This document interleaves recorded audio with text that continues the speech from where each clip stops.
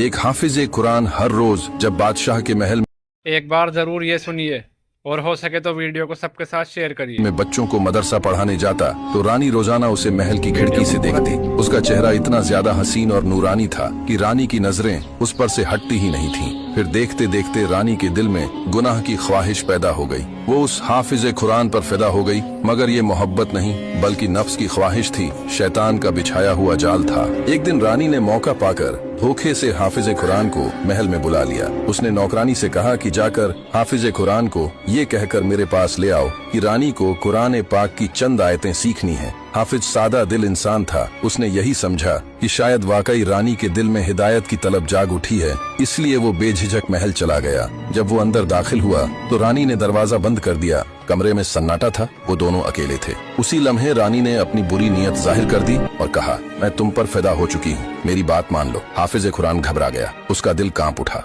वो पीछे हटा और बोला, अस्तगफिरुल्लाह रानी साहिबा, ये बहुत बड़ा गुनाह है, अल्लाह से डरिए। रानी के लहजे में सख्ती आ गई। वो बोली, अगर तुमने मेरी बात न मानी तो मैं चीख पुकार मचा दूंगी और तुम पर इल्जाम लगा दूंगी कि तुमने मुझ पर ज्यादती की है। कौन मेरी बात पर यकीन नहीं करेगा? मैं रानी हूँ और तुम एक मामूली हाफिज। या तो मेरी बात मान लो या मौत के लिए तैयार हो जाओ। हाफिज कुरान के माथे पर पसीना आ गया। एक तरफ गुनाह था, दूसरी तरफ झूठे इल्जाम के साथ मौत का खौफ। वो समझ गया कि उसके लिए ये बहुत बड़ी आजमाइश है, लेकिन उसके दिल में अल्लाह का खौफ हर खौफ से बड़ा था। फिर उसे एक तरकीब सूझी। उसने कहा, रानी साहिबा, मुझे सिर्फ 1 मिनट की मोहलत दे दीजिए, मैं गौस्ल खाने से होकर आऊं, फिर आप जैसा कहेंगी मैं करने को तैयार हूँ। रानी मुस्कुराई। उसे गुमान हुआ कि शायद वो मान गया है। कहने लगी, ठीक है, जाओ। हाफिज फौरन गस्ल खाने की तरफ भागा। अंदर घुसकर उसने दरवाजा बंद कर दिया और फिर एक ऐसा कदम उठाया जो तारीख में मिसाल बन गया। उसने अपने जिस्म पर गंदगी मल ली, चेहरा पर, हाथों पर, कपड़ों पर, हर तरफ, यहाँ तक कि उसकी सूरत ही बदल गई और शदीद बदबू फैल गई। रानी बाहर मुंतजिर थी। जब हाफिज बाहर निकला